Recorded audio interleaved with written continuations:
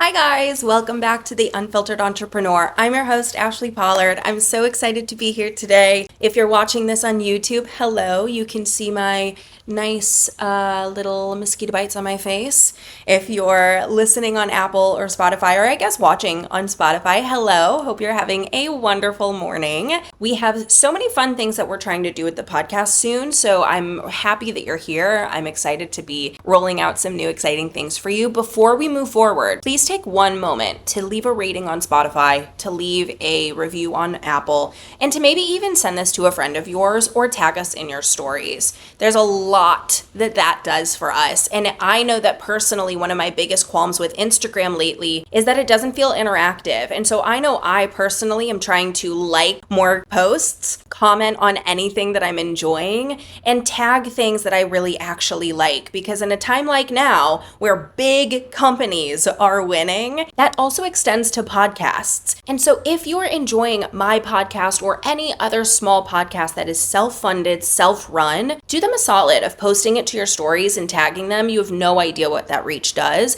as well as leaving a very quick review. Now let's dive into this week's episode. I'm so excited about this topic because if you've been around my space for a while, you know that I'm extremely honest, extremely transparent. When I was first starting my business in the doers, I did this thing called What I've Done Well and Poorly. Here's all the mistakes I've been making lately. Here's all the things that have kind of gone wrong. And it was a really great way for me to be able to share and open up about maybe some things that weren't as attractive or were maybe a little honest. Now, if you've followed me for a while, you may also know that I have multiple businesses. I have Cocky Ventures, I have Dial Zero Marketing, and of course my baby, my number one, The Doers, which is what you're listening to now as our Doers podcast, The Unfiltered Entrepreneur. Now, The Doers is obviously our membership for female entrepreneurs, etc., etc. But these other businesses have taken a ton of time and energy from me the past few years. I've kind of treated The Doers like my side hustle, but this year a lot of that got to change. And now I'm in a position where I'm able to make The Doers my full-time job, and I'm loving getting back into it. But I'm also realizing that I'm a different person than the person who was running The Doers full-time 2-3 years ago. And I'm also realizing and skimming back my team and getting back to my roots because I realized I need to grow in a different direction. I need to do things differently. I've learned that there's a lot of ways that I was working that was just not for me. Or there's a lot of things that I do that when you hear about it, when people who I'm, maybe working with one-on-one in our calls, or maybe who is in the Doers Club and asking questions in Slack, or if you're a free member of the Doers and you're coming to office hours once a month, I'm hearing from you that when I share these habits, you say, wait, I didn't know I was allowed to do that. Or, oh my gosh, someone else does that. I thought I was crazy. And so my point of today, my goal of today, is that I want you to walk away hearing another way of doing things, because I do things very unconventionally.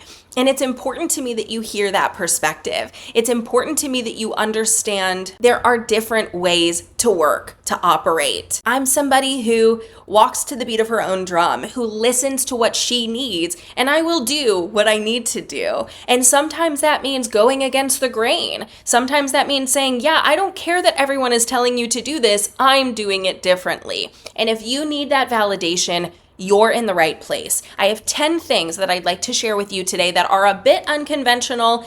I might ruffle some feathers with this episode, but I really hope that you walk away from this thinking, I'm allowed to do things my way. I'm not lazy. I'm not unproductive. I'm not stupid. I'm not a bad founder or business owner. I'm simply doing things my way, and I'm allowed to do that. That's my goal. Let's dive into it. Some of these are work related, some of them are personal, but I'm excited to share all of them with you today. We are diving in with a big one, a real solid heavy hitter, okay? Like we're going right off the jump. The first one is that I am so against this whole do not check your phone the first thing in the morning. That is some crazy ass shit, to be honest. I do not understand how people go around on the internet telling you to do this. I think it's the worst advice I've ever heard. Now, if you are the type of person who says, whatever you do, first thing in the morning, do not check your phone, I'm not saying you're wrong.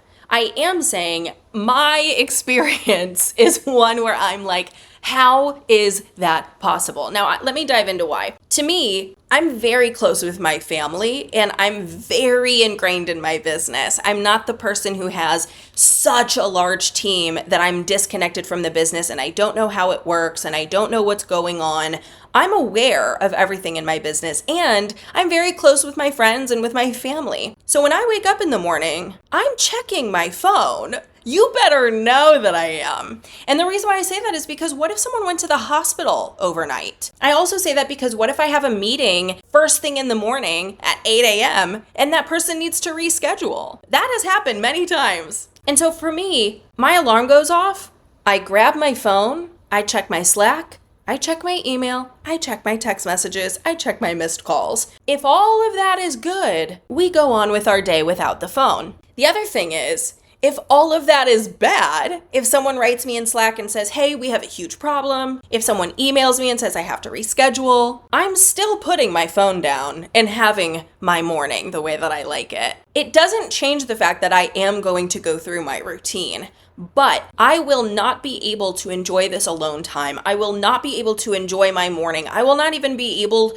to not spiral like crazy if I do not have an understanding of what is just generally going on in my business. So whenever people online are like, whatever you do, don't keep your phone in your room. Don't check it in the morning.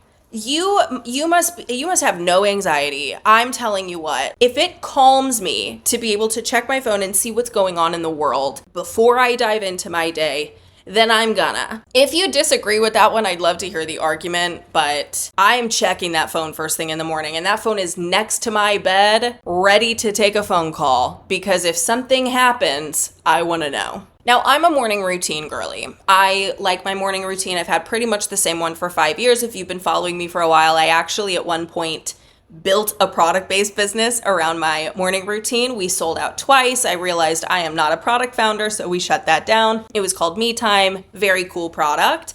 But I still have that product and use it today. I journal with it. I pull an affirmation card. I pull a tarot card, maybe even 2 or 3.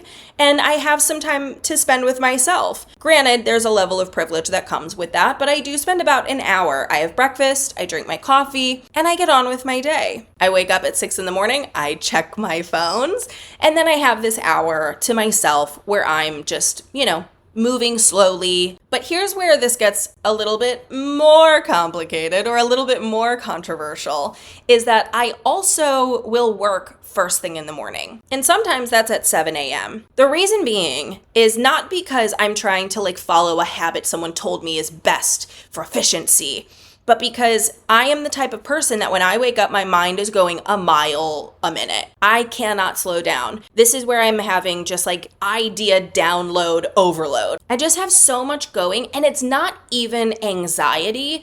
I genuinely just feel like I'm generating idea, and it's the best time for me to just sit down and get that out.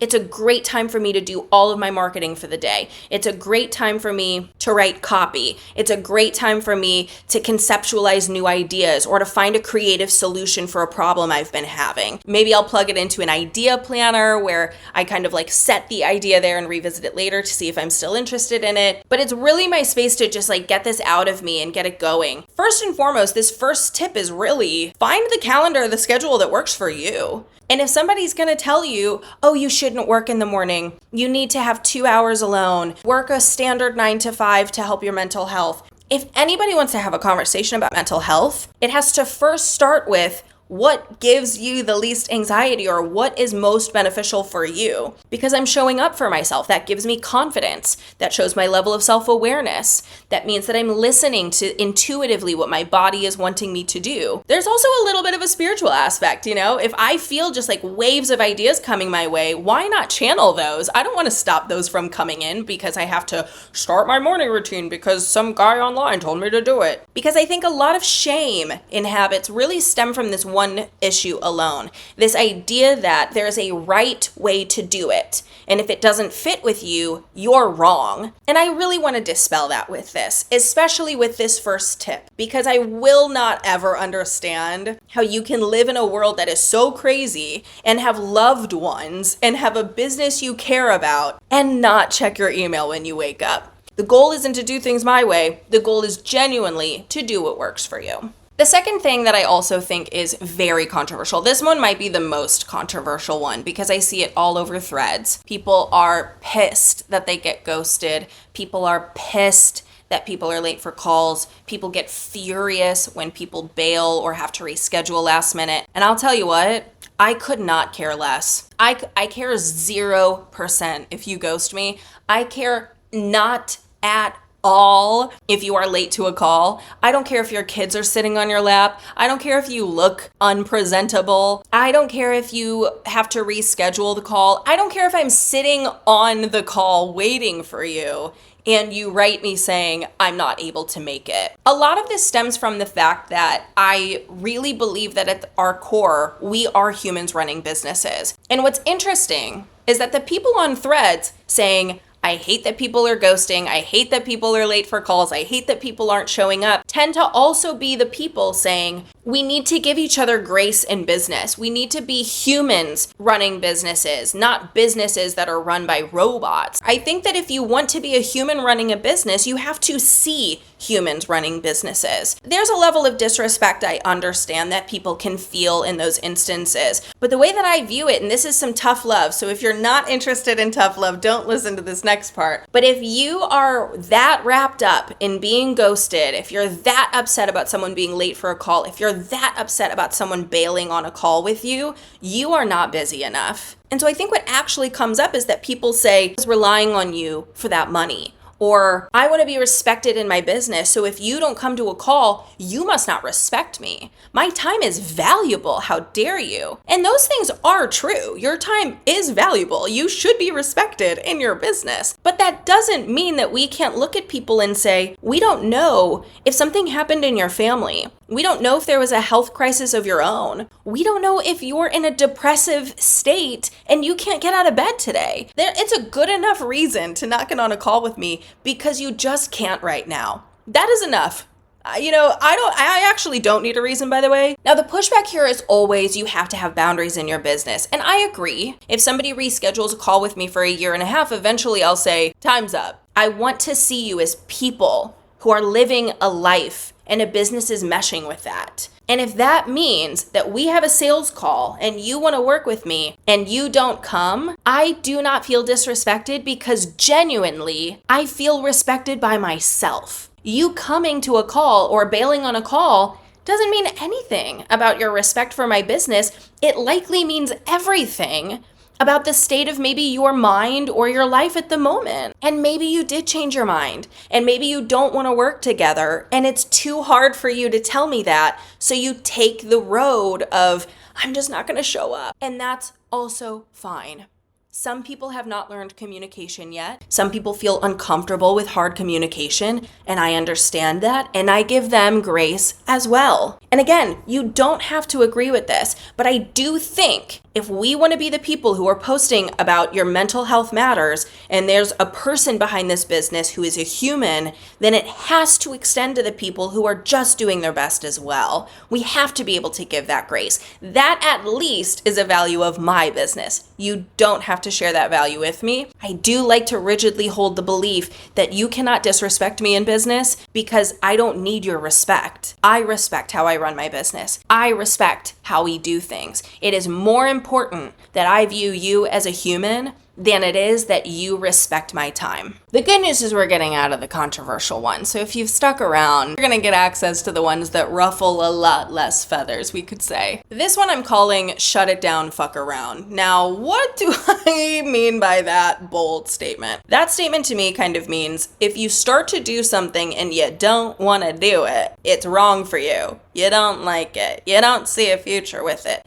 You shut it down. I am definitely somebody who is aware of the sunk cost fallacy. And if you've never heard of the sunk cost fallacy, it means that you keep pouring into something because you've spent so much time in it already that you're like, I don't want to pivot away because I've just given so much to it. A good example of this could be like the wrong relationship where you're pouring yourself, and you're like, I know we need to break up, but like we've been together for so long at this point. But it can also be I've been doing website design for all these years. I built a brand around it, and I don't like website design anymore. I've found that I like SEO so much more. I am the person that if I realize I am going down a road that I don't want to be going down, adios muchacha, I'm out of here. Now, the reason why I say that is because I also give myself a lot of time to see if I genuinely don't like it. Like, I'm not going to just be like, oh, that sucks, I'm out, unless it's like really, really not for me. Generally speaking, I'm going to give it likely 3 to 6 months of focused effort, and I'm going to try to find ways to like fall in love with it or stay in love with it if I'm able to. But if it's just not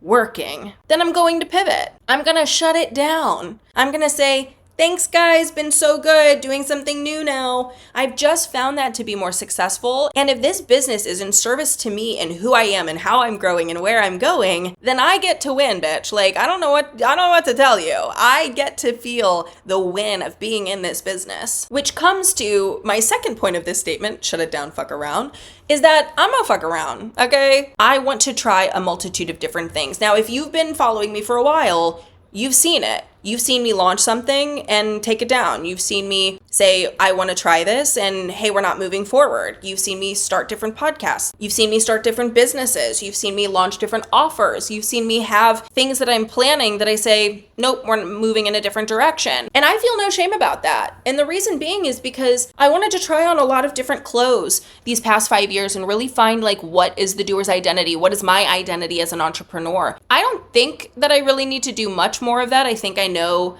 where we're going and where we're heading. I think a lot of business is testing, and that's that fuck around, you know what I mean? Have fun, do something new, do something that's unexpected, try things, put yourself out there, innovate, iterate. You know, I was listening to a podcast episode with Emma Greed. She's one of the people who helped start Good American, and she said, there are so many things that we've tried that we realized were gonna fail right away. You know, we got into it and we said, oh, this is not gonna work, but we gotta see it through, and they've never done it again. And I think that just goes to show that any business, big or small, has these kind of like iteration periods where you're testing and trying out how things work and what's right for you and where you're going. It's kind of my way of saying, I'm gonna try things. Don't put me in a box. I owe it to myself to see what I like and to see what I want to do. I owe it to my future. I owe it to the wealth I'm building through business. I owe it to you to try things that maybe you suggest to me. Because even if I've never done it before, there's a chance that I could really love it. So why not? Let's give it a go. Let's give it a shot. In business, my goal here is that you understand, like, it's okay to test and it's okay to do things outside of the thing that you're structured to do. If you're interested in something, it's okay to offer it. It's okay to change your route. The second that you feel like something's really at odds, one, push through because it could be just a moment in time. And then if you notice it's not, shut it down and have some fun along the way. Try new things, see who you are. It's good. Number 4 here, I prefer a written to-do list over a digital one. Now, how does this affect a team? Negatively, I would say. Negatively, it affects a team. So there are some compromises I have to make. I would say that a to-do list that involves other people needs to live digitally. For instance, if I say, here's all the things that I would like to get done, then it needs to go live in a digital space if multiple people are working on it. So the copywriter gets tagged, the designer gets tagged, I get tagged for approval. Like, we can't do that manually. That has to live inside of a system. I'm for that. But my to-do list for my mental health, there's a specific way that I do it. In fact, maybe I'll put a template inside of Access Pass. Actually, you can join our membership 100% for free. I don't know if you know that, by the way. The Doers membership is free. So like, you can join right now and become a member and get monthly office hours and get downloads and all of the great things that come with being a member. It's our Access Pass tier. Go sign up now. The library is where you get access to all of the resources. There's hundreds. And the club is where you get access to me 24/7, the Slack, and the weekly office hours. So just wanted to put that out there. But I will give you, I've decided in the moment that I'm gonna give you the way that I take notes because it's very specific. When I first started at Gucci, my boss said, this is how I want your to-do list run. I want you to be organized. This is how you do it. You won't regret it. What I do is I have a section at the top of my notepad. I write today, and then I write this week, I write this month, and then I write later. Today is essentially what I have to get done today. The trick is, try to only make it 3 things. And if you have more to do today, that's fine. You can add those in. But I want you to focus just on the 3 things you absolutely have to get done. This week will contain anything that has to get done pretty quickly. Maybe there's a deadline. Maybe there's a timeline. It can also be things that you have to do today, but like you kind of like don't have to do today. Those things where you're like, I'd love it if it could get done today, but like if I have to do it tomorrow morning, I have to do it tomorrow morning. Those can go in this week. Then you have this month and you have later. Later is kind of like, I don't really have a deadline for it. I'd like to get it done at some point, but at the end of the day, if there's like a bracket or a hierarchy of things that have to get done, these are probably gonna lose. What's interesting about that later section is that I will keep things in that later section for a while. Sometimes I'll even be like, I don't care about that anymore. Sometimes I will look at my this month or this week and I'll look at that later section and say, yeah, I kind of do want to do one of those this week. I do want to do one of those this month. It's time for us to focus on that. And it's a really great way to visualize things. Today, this week, this month,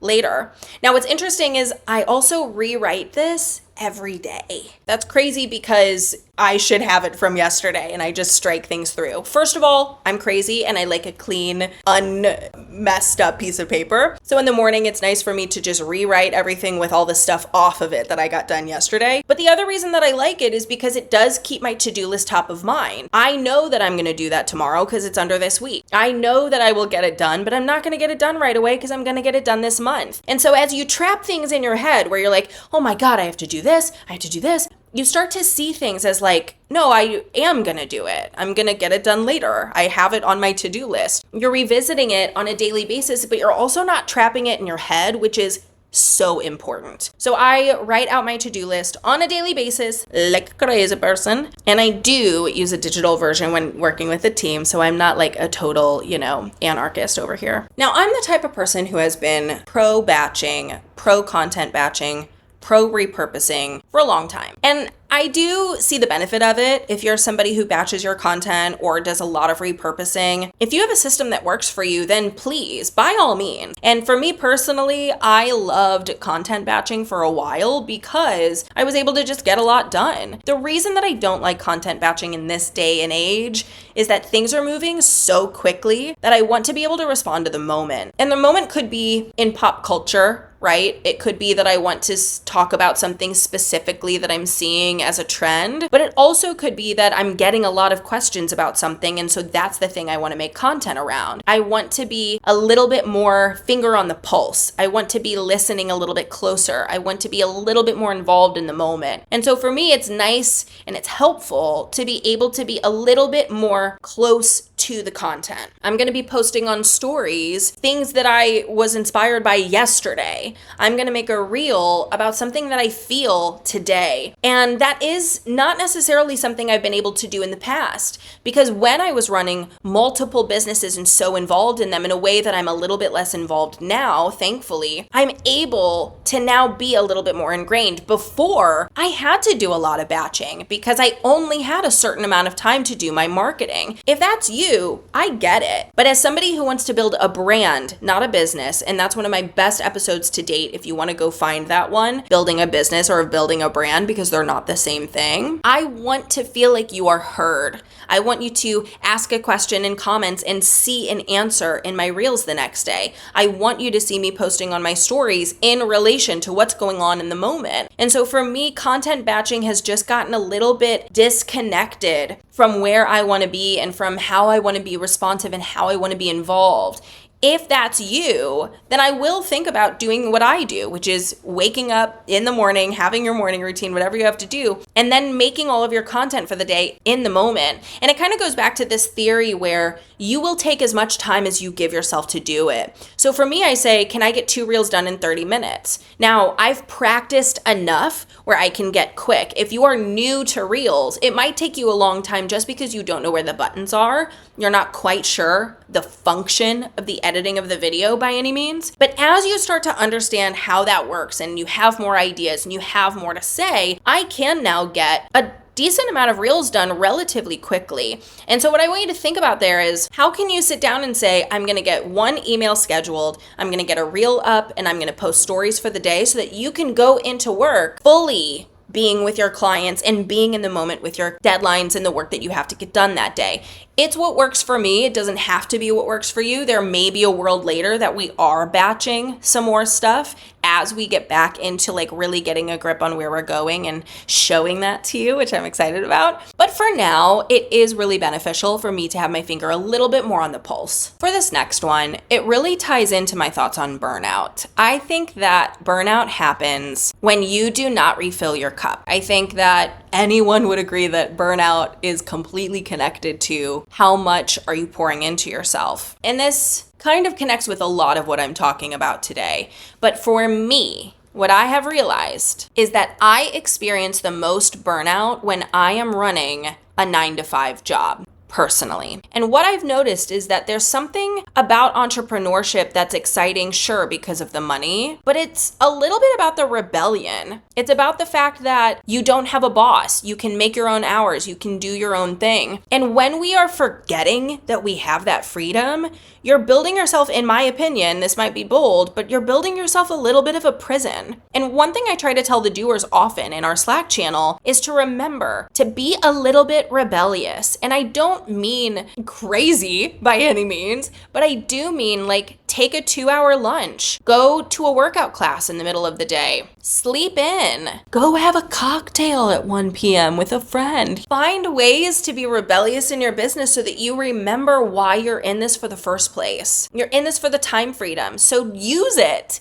Well, I can't have time freedom yet. I'm not making enough money. You're going to be saying that when you're making more money. I'm just warning you. You're making more money now than you have before. Are you using your time freedom? Likely not. You have to practice using that time freedom. So one thing that I do, and like the kind of tip for this one, is that I do not work a 9-to-5, but I work every day. And now for me, the way that I kind of view things is that like, my job is just by nature a little bit more on demand. I have a very active Slack channel with our community. If someone asks a question, I want to give an answer. I'm on demand for my private clients that I work with one-on-one. If they have a question, I want to answer. And so for me, there is something more restrictive about saying, I'll get back to you on Monday than to just answer a question when I get it. I'll give you some examples. If somebody in the doers asks a question on a Saturday at 10 p.m. and I'm awake, and I see it, I'm responding, period. If I am out with my family at the zoo and I get a Slack notification from a private client saying, how do I respond to this? It takes me 2 minutes to step aside and send them a voice memo and respond to them. I'm not going to sit here and say, I'm sorry, it's the weekend. I'll get back to you tomorrow. If you want to do that, that is okay. For me, I would why am I putting more work on my plate for Monday? If I want to have a chill Monday, why am I flooding it with things? It's going to take me 2 seconds to respond to you. And so the way that I kind of view things is like, I'm going to work a little bit all the time, but I'm not going to work all day. I'm not going to work all day on a Monday. I'm not going to work all day on a Wednesday. I'm going to work with what feels good for me, what makes me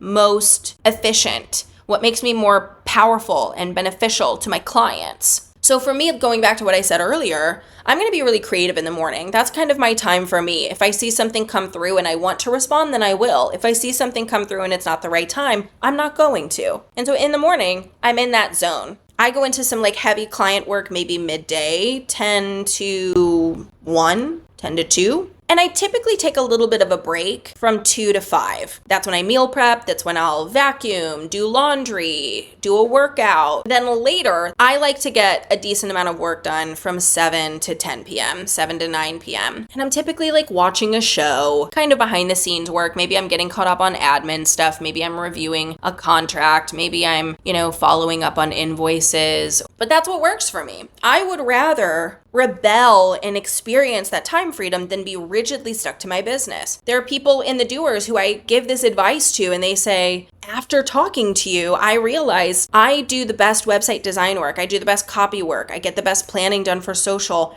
from 8 p.m. to midnight, and then I'll sleep in until 9 or 10. Yes, correct. Do that. That's great. Find what works with you. Find those pockets and find what works for you to be most efficient and most focused, because that is the difference between somebody who is doing what is being told to them is right and someone else who is intuitively listening to their body and their life and their responsibilities. Find what works for you. Find what is supportive to you personally. Now, I know through all of this, I have been caveat central. For me, this is my opinion. You don't have to listen to this. And that kind of feeds into this next tip, which is that I'm very particular about who I take advice from. I don't know if you've noticed, but there's a lot of people like me, myself included, with strong opinions, right? We're sharing our opinions. We're sharing what is right for you, what is wrong for you. You open up Threads and you see somebody saying, if you're not running ads, you're crazy. It's going to make you so much money. And then you'll see right after that, someone saying, if you're running ads for your business, it's a cop-out. You haven't actually learned marketing. And then you'll see someone saying, you can't run ads in your business until you have a strong funnel. You need to have a passive product. Right after that, you'll see someone say, you can't have passive product. You need to be focusing on high ticket. That's where the money is. And it's a never-ending cycle. Now, what's really hard for people in, let's say, like a tough financial position is that you're looking for advice. Help me. Help me get out of this. And one of the things that I learned really early on in my business journey, but also my entrepreneurship journey, is that if I'm going to take advice from someone, I'm going to take as much of their advice as possible. I'm kind of going to lean into a mentor and extend the way that I'm really trusting them. And here's a couple reasons why I say that. One is that there is a mentor of mine. She is somebody who used to be the vice president, she might have been president actually, of a really famous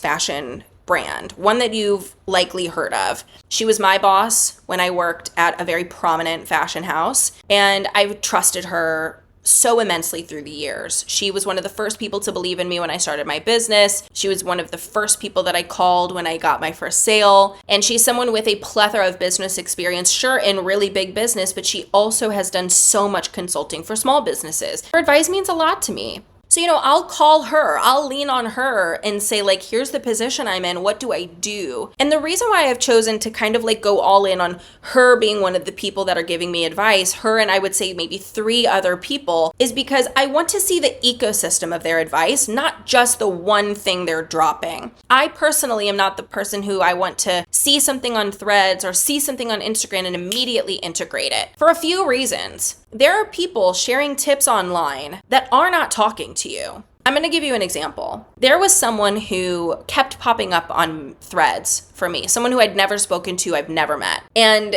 she was posting all the time different tips about passive income. I found it interesting from like a peer perspective, not like advice I should be taken. I was kind of like curious about her marketing model. And so she was saying things like, this is what you should do in your marketing, and this is how you should batch, and this is how you should repurpose content, and this is how many pieces of content you should be sharing. And it was very interesting to me, and she was getting a ton of engagement. And then I went to her Instagram because I started noticing maybe I was internalizing some of this too. Maybe she does have a point there. Maybe I should consider that. And then I went to her page and it said in her bio, content tips for people living abroad, for nomads living abroad. Already, that told me I should not be paying attention to you because those tips are likely focused on a specific lifestyle, on a specific way of living, on a specific value set. There's nothing wrong with what she was saying, but we have to take that advice and say, are you even talking to me in the first place? 1.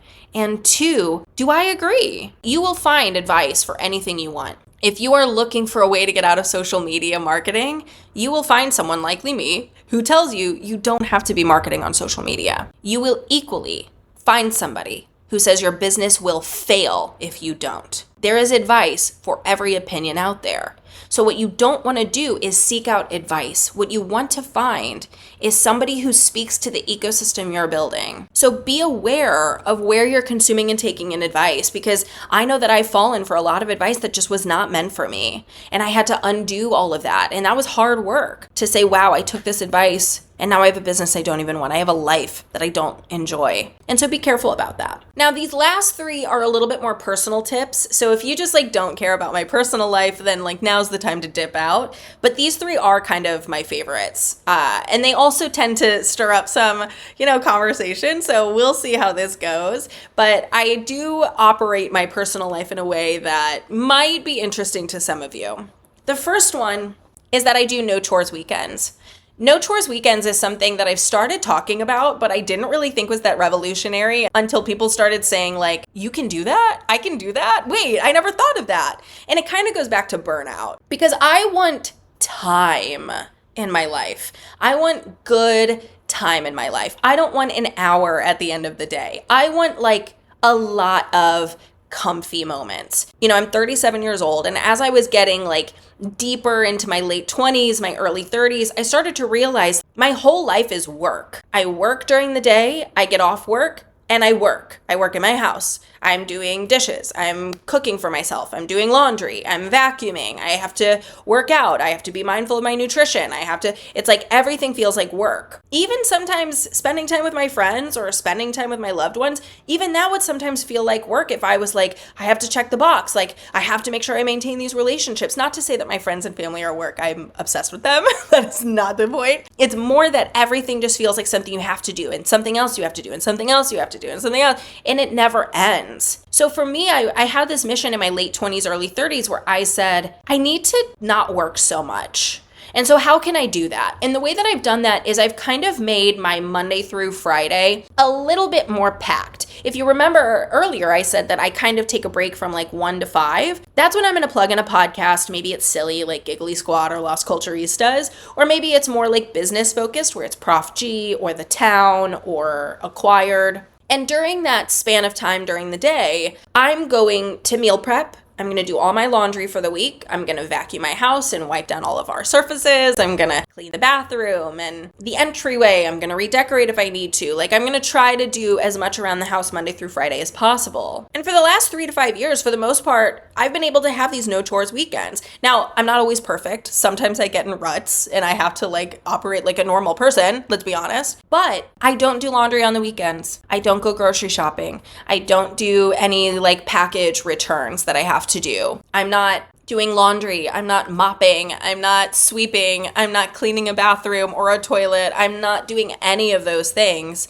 on the weekends. Those happen Monday through Friday. Does it pack my calendar Monday through Friday? A little bit more. Sure, but we're talking about adding 20 minutes, 30 minutes, maybe an hour every single day to your week. To me, it's worth it because on Saturday and Sunday, although I am available, like we talked about earlier, and if I feel like working, I'm going to, but for the most part, I don't have to do a fucking thing. Yesterday, for instance, was a weekend and I was kind of a couch potato. You know, I slept in late. I got caught up on some fun TV. I played a video game that I love to play for a long time.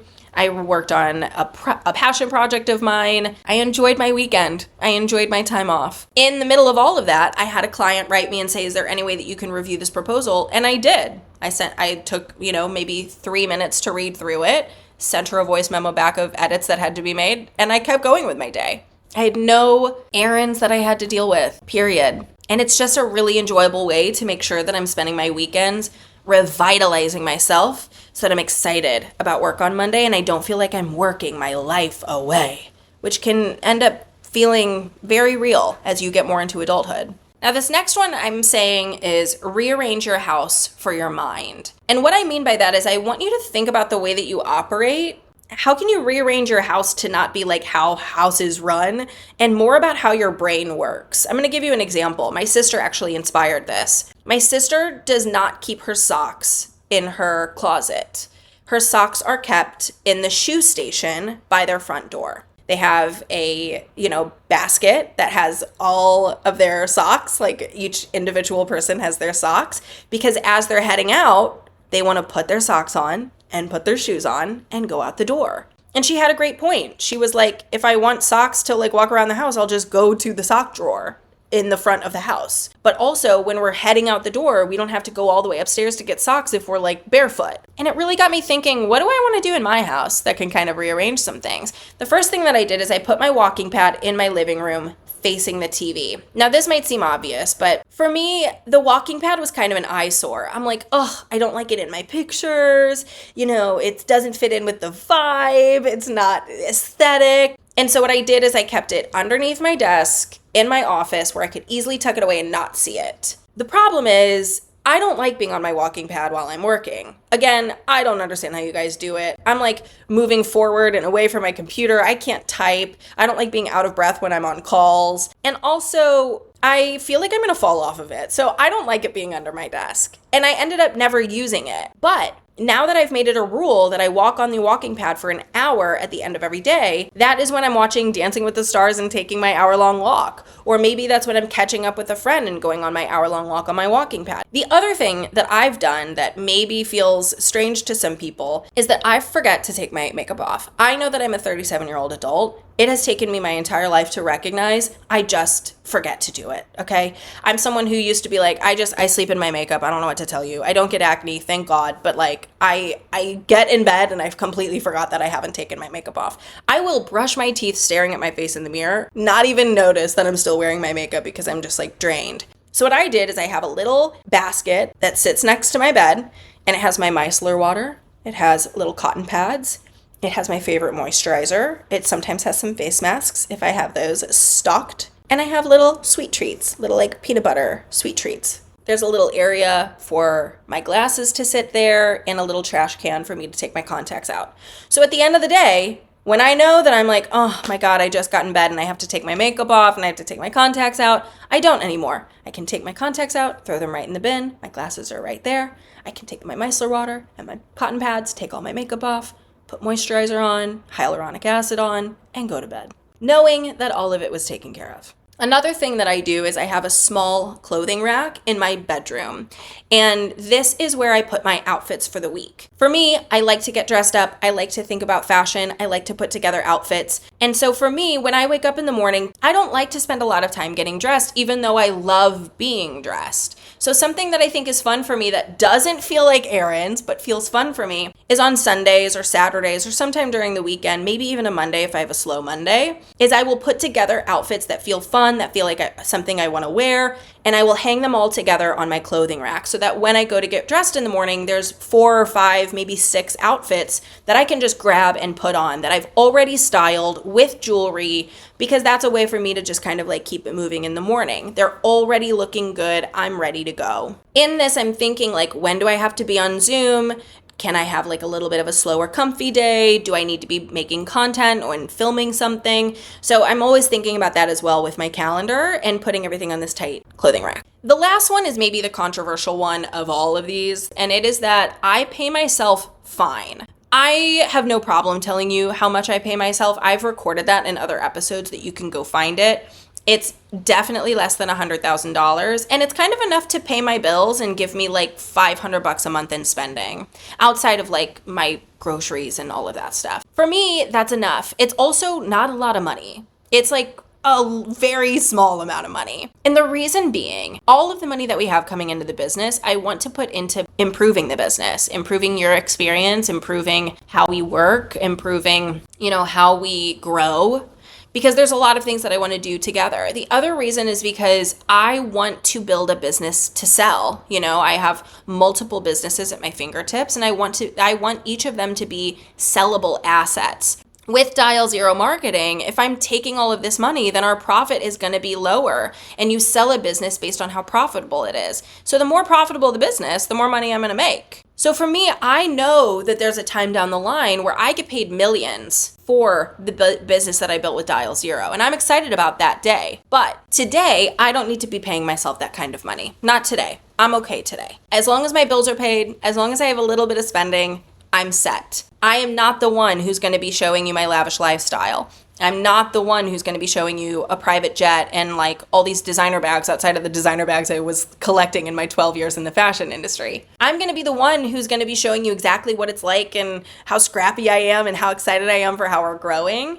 And sure, maybe one day I'm going to pay myself more, but only when the business is in a very specific spot where I feel very comfortable doing that and taking a little bit more of that money because we're in such a good position. And that's a lot of what I'm trying to educate all of you on, the importance of building something that's a sellable asset. You can sell your business when you're done with it for $100,000. You could sell pieces of it for $2,000 when you're done with this. The branding that you've gotten, the website that you've gotten, the client roster, the SOPs, the systems, All of that is sellable when you are done with this business one day. And don't forget that. Don't forget the fact that you can get paid now and later. To me, I don't need to make all my money now. I want to make my money later so that I can reinvest that, so that I get a big ass paycheck one day.